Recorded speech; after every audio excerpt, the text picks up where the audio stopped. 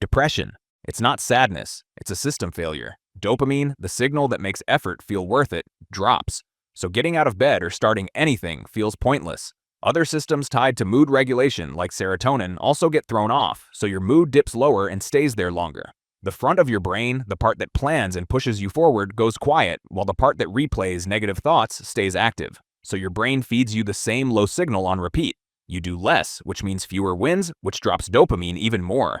The loop builds fast. You stop replying. You delay simple things.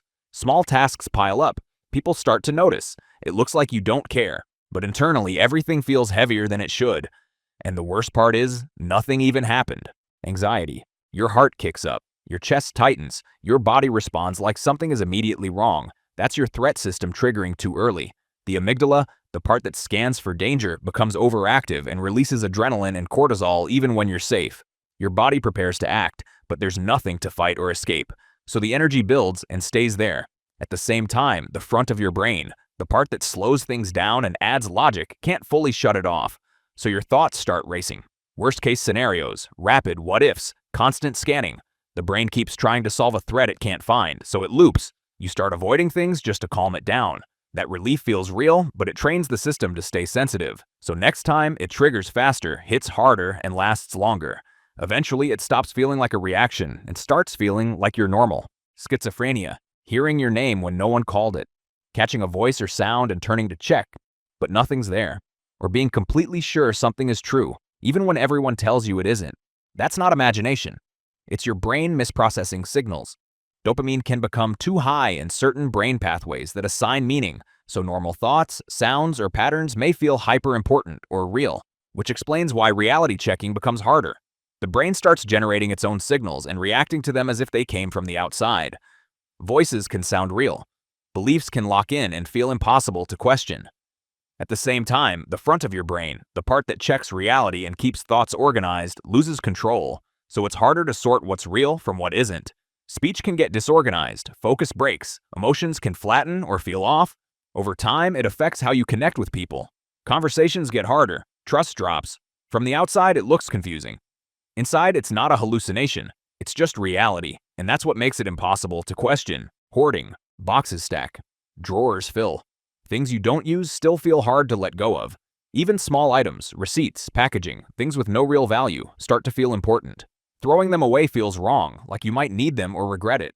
That's not just clutter, it's a decision system getting stuck. The brain assigns emotional weight to objects that don't warrant it, while the part that helps you organize and discard struggles to step in. So every item feels like a maybe, and nothing gets cleared. Letting go creates anxiety, so keeping things feels easier in the moment. That relief reinforces the pattern. Over time, space fills up. Rooms become harder to use. Decisions take longer. It starts affecting daily life. Moving through your own space, finding things, letting people in. From the outside, it looks like a mess. Inside, everything feels like it might matter, and that makes it hard to let anything go. Dissociation. This one shows up inside depression, PTSD, and trauma. But it's its own thing entirely. From the outside, it looks like you just zoned out or weren't paying attention. Inside, it's like you're not fully there. More like watching yourself than being in it. Moments blur, time skips, conversations happen, and you barely remember them after. That's dissociation, a disconnect between awareness, memory, and experience. The brain pulls back under stress or overwhelming emotion to reduce overload. Areas that process emotion and memory separate from conscious awareness, so what's happening doesn't fully register in real time. Things feel distant, slightly unreal. Your body is present, but your attention isn't fully connected to it. Over time, it affects memory and presence. You miss details, you lose track of time. Situations feel harder to stay grounded in, and the more it happens, the easier it becomes for your brain to check out again. Bipolar. Most people's mood shifts with what's happening around them. With bipolar, it shifts anyway. One phase, you're running on almost no sleep and still feel wired. Thoughts move fast. You talk more, take on more, spend more, say yes to things you normally wouldn't. Confidence goes up, but judgment drops. That's the manic side. Dopamine and norepinephrine spike, pushing energy and risk-taking higher than your brain can regulate. Impulses come through fast and feel right in the moment. Then it flips. Energy crashes. Motivation disappears. The same tasks feel heavy. Sleep and appetite change. Focus drops. That's the depressive side. The same system that pushed everything up now pulls it down. The pattern repeats. High phases create decisions that become problems in low ones. Plans don't hold. Routines fall apart. From the outside, it looks unpredictable. Inside, your brain is cycling between too much drive and not enough, and the shift can happen without warning. PTSD, post-traumatic stress disorder. A loud sound hits, and your body reacts before you can think. Your heart jumps, your chest tightens, your mind snaps back to something that happened years ago. The brain stores traumatic events with a strong emotional charge. The amygdala stays on high alert, while the hippocampus, the part that separates past from present, doesn't fully contain it. So reminders don't feel like memories. They feel current. Sounds, smells, places. Anything connected can trigger it. Your body releases adrenaline and cortisol instantly. You might freeze, panic, or shut down. To avoid that reaction, you start avoiding triggers, certain places, people, situations. That relief feels safer, but it slowly shrinks your world. Sleep gets disrupted. Flashbacks and nightmares replay it. From the outside, it can look like an overreaction. Inside, the brain is treating the past like it's still happening. ADHD. You're on paragraph 2 of something important and suddenly you're reorganizing your desk. You didn't decide to do that. It just happened. This is a regulation problem.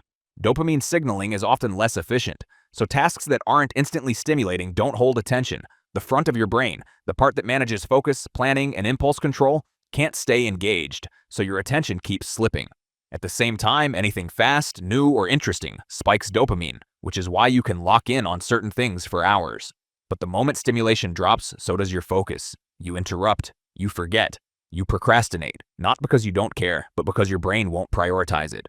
Over time, it starts to look like laziness, missed deadlines, unfinished projects. People start to see you as unreliable. You start strong, then drop off. The system isn't broken. It's wired to chase stimulation instead of sustain attention, and everything around you starts reflecting that. Borderline BPD. A small shift hits harder than it should. A late reply, a change in tone, someone pulling back slightly, and it feels intense, immediate. Emotions spike fast and take longer to settle. That's a regulation issue. The amygdala reacts strongly to emotional signals, while the front of the brain, the part that stabilizes and slows reactions, struggles to keep control. So feelings come in fast and strong, without much buffer. Attachment becomes intense. Closeness feels good, but distance feels sharp. You can go from feeling connected to feeling rejected quickly. That shift drives reactions, texting more, pulling away, saying things that feel hard to walk back. The moment passes. The confusion stays. Over time, it creates instability. Relationships feel unpredictable. Emotions feel all or nothing. From the outside, it can look reactive. Inside, it feels like emotions are hitting at full intensity with no way to slow them down. Autism. A conversation is happening, but something feels off. The timing, the tone, the facial expressions. It doesn't all click automatically. You might miss cues or focus on details others ignore. That's not a lack of awareness. It's a difference in how the brain processes social and sensory input.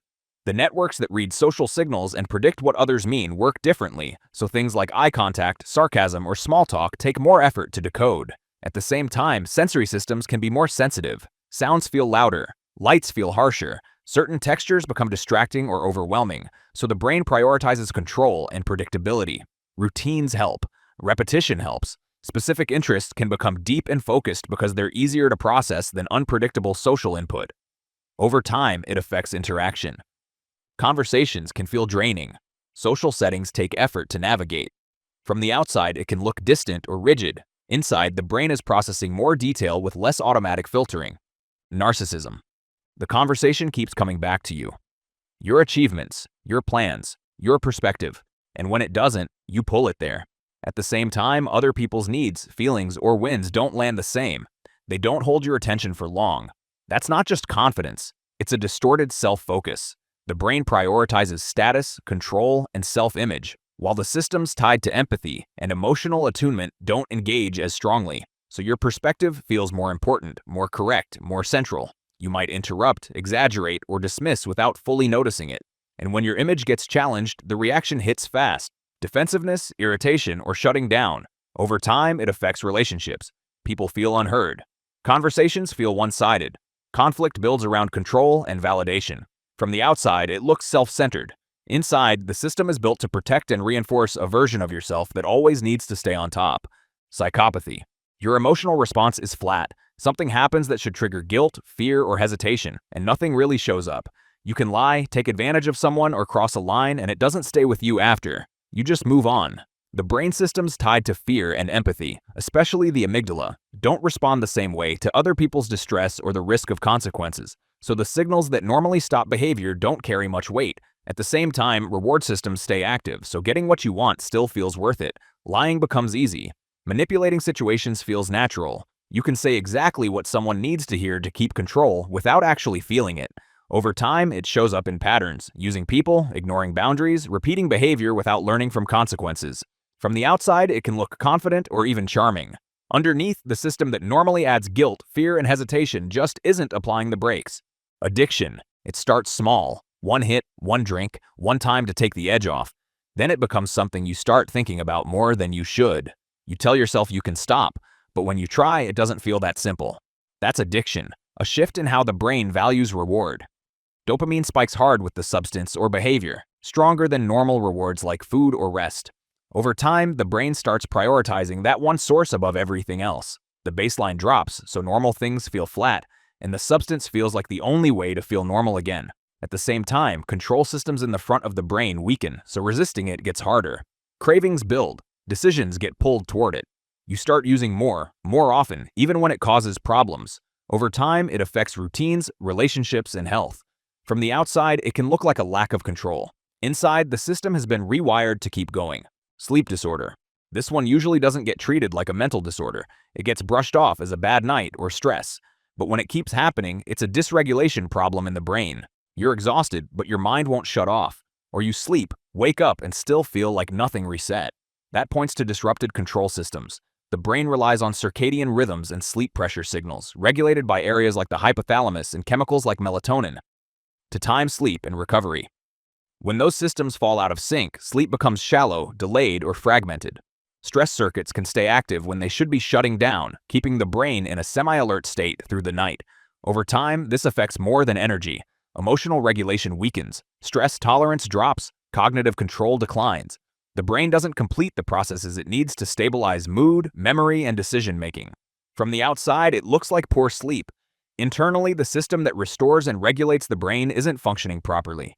Every one of these conditions has one thing in common. From the outside, none of them look like what they actually are.